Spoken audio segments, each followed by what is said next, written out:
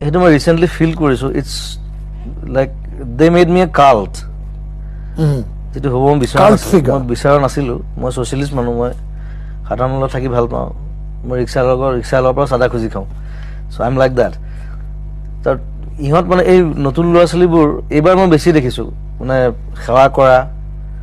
ভৰি চোৱা ভৰিত চুমা খোৱা এটো কি কাৰণ নাজানো লাষ্ট 2 বছৰ বেছি গ্ৰো হৈছে আৰু they think I am like a demigod which I am not